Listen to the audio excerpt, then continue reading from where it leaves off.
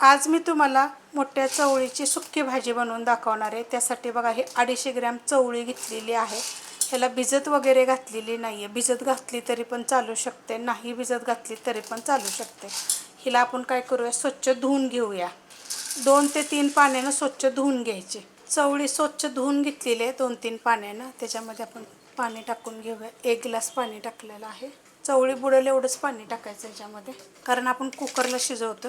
टोपात शिजवलं तर थोडं अजून जास्त पाणी टाकलं तरी पण चालू शकते। त्याच्यामध्ये मीठ टाकायचं आणि थोडंसं तेल टाकायचं। आपल्याला जास्त नाही टाकायचं, एकदम थोडंसं 2-3 थेंब टाकायचं। आणि कुकरला ह्याच्या काय करणार आहे, 4 शिट्ट्या करून घेणार आहे मी। कुकरच्या शिट्ट्या झाल्यानंतर बघा मी थंड झाल्यानंतर खाली काढून घेतलेलं, एकदम स्मूथ शिजतो।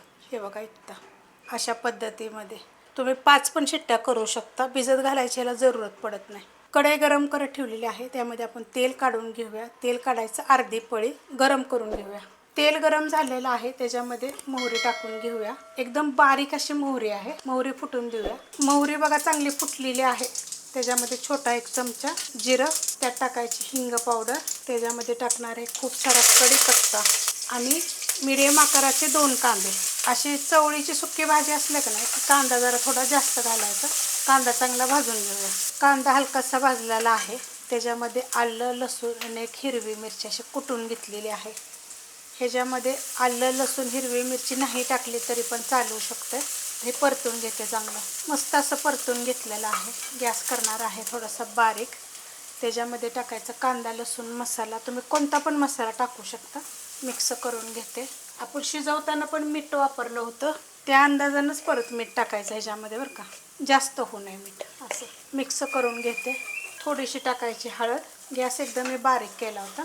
थोडीशी टाकते कोथिंबीर, परतून घेते। परतून घेतलेलं आहे। आता ही चवळी काढून घ्यायची। गॅस बारीकच आहे, गॅस नाही बिलकुल वाढवलेला। मसाले टाकताना गॅस बारीक केला होता। परतून घेते चांगले 2 मिनटं। बारीक गॅसवर बघा 2 मिनटं मी चांगले परतून घेतलेले आहे। हा मोठा बर्नलचा गॅस आहे। छान असे परतून घ्यायचे, मस्त होते एकदम सुक्के। अजिबात त्यात पाणी थोडं सुद्धा नाही, शिजवलेलं पाणी पूर्ण ह्याच्यामध्ये आटून गेलेलं आहे। वरनं टाकायची थोडीशी कोथिंबीर। ही जी अशी जी भाजी असते ना चवळीची, धपाट्यांच्या बरोबर वगैरे खूप छान लागते। सगळ्या रेसिपी मी अपलोड केलेल्या आहेत। ही रेसिपी कशी वाटली मला कमेंट करून सांगा। रेसिपी आवडली तर लाईक करा, सबस्क्राईब करा, कमेंट करा आणि शेअर बी करा।